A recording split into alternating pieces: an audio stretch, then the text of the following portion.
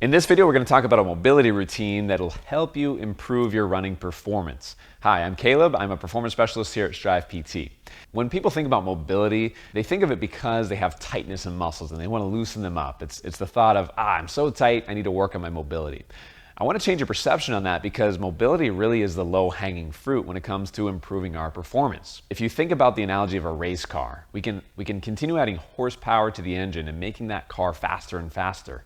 And adding horsepower is equivalent to our strength training and our track workouts and our tempo runs. The other half of that is the alignment, and that's where the mobility really comes in. Our body is going to travel in the path of least resistance. So if we have tightness in muscles, that doesn't give our body the option to move in the most efficient way and use the muscles that are best fit for the job of running or whatever activity we're trying to improve our performance in, then we're out of alignment, so to speak. And by improving that alignment, it's going to utilize the horsepower of the engine that we already have. That being said, we're going to start with some assessments to test your mobility. That way you can determine which mobility exercises are going to be the ones you need to focus on. Now we're starting at the feet because the feet are our foundation. And if we have any limitations here at the feet or ankles, it's going to run up the chain and affect how our knee is positioned and our hip is positioned. So the first thing is to look at the big toe mobility. You're going to set up for this assessment by kneeling down. Push your knee forward until it's in line with the toes, and then you can just grab onto the big toe and lift it up and see what you can get. You want about 30 degrees of extension in this direction. Up to 50 degrees is more optimal. And if you find you're really restricted here, working that big toe mobility is going to be important. And you may find differences side to side. The reason this is important is in your toe off phase, when that foot is back and leaving the ground, you need big toe extension, and if you don't have it, you're going to more roll to the outer toes, which you can see changes the position of my ankle, changes the position of my knee, and changes the angle of my hip. So small detail, but super important. Next up, we're going to look at the ankle mobility, and much like the big toe mobility, if you have restriction in your ankles, it's going to change the way that you move through your stance phase. And likely you'll start to toe out because of that restriction, or you may even find that your arch collapses because you don't have the ability to move that ankle properly. So how you're going to test that is up against the wall, or if you got a squat rack available to you, you can do that too. You're going to put your toes about 4 or 5 inches away from the wall or post and lunge forward, keeping that heel connected with the ground. See if you can touch that knee to the post. And the things you want to pay attention to as you're driving that knee forward, you're not coming in this way where that arch collapses and that knee is angled to the middle of the foot. You want to keep the arch strong and you want to keep the knee in line with the middle toes. It's a good landmark. If you find yourself restricted, then the ankle mobility exercise is something you're going to want to do. Next, we're going to test the hip flexor flexibility and the quad flexibility. Now, this is an important one because if either of these areas are restricted, it's going to affect how well you can get that leg behind you in a good position with that glute contracting. So it can limit your position, but also limit the power that's contributed from that glute. So we're going to test this with what's called a Thomas test. You're going to sit on the edge of a table, legs hanging off, and lean back, hugging one knee up toward your chest. And what you want to see is that this leg on the table stays on the table and it's not lifted off, and that it's not extending out. Another thing you may see is if that leg rolls out. Either of those are signs that we got some tightness in the front of this hip or in this quad, and it's worth addressing that with some mobility.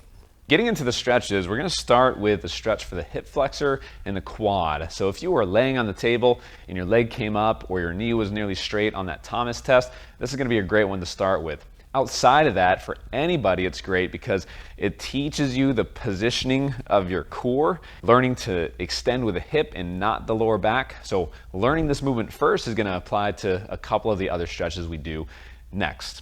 You want to start off in this kneeling position. Create a straight line from your knee all the way up to that ear. And the biggest thing here is not extending through your lower back and tipping the pelvis forward. So if you start there and then think the opposite direction, You're tucking that tailbone under your body. You're squeezing this glute as hard as you can. We're getting glute activation. Therefore, this has to stretch and relax. So make sure you're tucking, you're keeping the ribs stacked over the hips and not extending up, not extending the low back. Otherwise, we're not stretching a good position that we want to run in. So the application or the translation from our stretch to our running isn't as great. So tuck, keep the ribs stacked over top of the hips, squeeze that glute as strong as you can, and only if you need a deeper stretch, holding those positions, rock into it a tiny ways. But trust me, if you're doing this one right, you do not need to be all the way forward, extended. Like I said, that application to running is not going to be as effective. So line it up perfectly and you're off to a great start. Moving on from the hip flexor stretch, we're going to stretch out the calf. So you either need a wedge like this one. You can also use a rolled up towel. So foot is going to be on top of that wedge. You want to step forward. Again, create that straight line from your leg all the way up through your body to the ear. Make sure you're holding that tuck position just like you did in that hip flexor stretch, and you're going to get a great stretch all along the back of this calf. So you can add different angles to this, letting the hips rotate. You can also come back a little ways and do a knee bend and really work that lower calf flexibility, both of which are important in your stride. This next one is going to work on your hip separation, much like that Thomas test. If your leg came up off the table, you can also check that hip that you're hugging up to the knee. If you have any restriction in that hamstring, that can contribute to limitations in that position. So what you need for this one is a post or a doorway. One leg is going to go flat on the ground. You want your toes pointed up at the ceiling, and the opposite leg is going to be the same. You want to squeeze that quad. You want those toes pointed forward and not rotated out to the side. And if you got to start easier on this one, ease your way back to a point where you don't have to arch the back and you don't have to bend the knee or rotate either toe out. So once you're set up there, you're going to keep your spine locked in, brace like you're bracing for a punch, and then do a lift off and hold, take a breath, and relax back down. So what I'm thinking about here is my opposite leg. I'm squeezing that quad, I'm reaching through that heel, got a little bit of a glute squeeze even, like I'm pressing my heel down into the floor. So it's very active down here. The opposite leg, I'm thinking about separating from my down leg. Again, squeezing this quad, pulling up as strong as I can, and then relaxing down. So not only am I getting activation on this down leg in my glute, I'm getting a bit of a stretch in hip extension, and I'm getting a stretch in hip flexion of this leg coming up. So I'm strengthening, I'm activating, I'm teaching my body to get to that position, gain the flexibility, but also gain the strength in that position. So it can be a great exercise, great warm up, and even great on a recovery day, an active recovery day. Now the last one ties everything together, and it's this hip extension hold. We're getting into this hip flexor stretch setup just from our feet. Start with a tuck of that tail. You're pushing through that big toe. You got to squeeze in that glute, and you're working to straighten that leg so the quad has to work. There's a lot going on here. I'm getting flexibility in my big toe. I'm getting activation in my glute and my quad in this lengthened position. I'm getting a huge stretch in the front of my hip. And if you really wanted to add some stability and make it challenging, you can lift that heel on the front side and work that ankle and hip stability. You can make this loaded for more of a challenge to make it more like a finisher and just train your body in that hip extended position. You can even do pressing from that, from a front rack. The possibilities are really endless.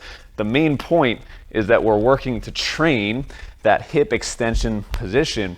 One, not only teach ourselves to stabilize and get there efficiently, but teach ourselves to be strong in the muscles that we need strength from. What I encourage you to do, go through all the mobility assessments, see what mobility exercises I just showed you apply to you, and practice them. Make sure you're feeling the right stretches, make sure you're feeling the right muscles working, and be consistent with them. I suggest anywhere from 30 to 60 seconds on each of these exercises. Incorporate them into your strength training routine. And if you need guidance with a strength training routine for running, take a look at our most recent video before this, and I go over 5 exercises that you can do at home to improve your running performance. If you got any questions, leave us a comment down below. Be sure to like this video if you found it useful.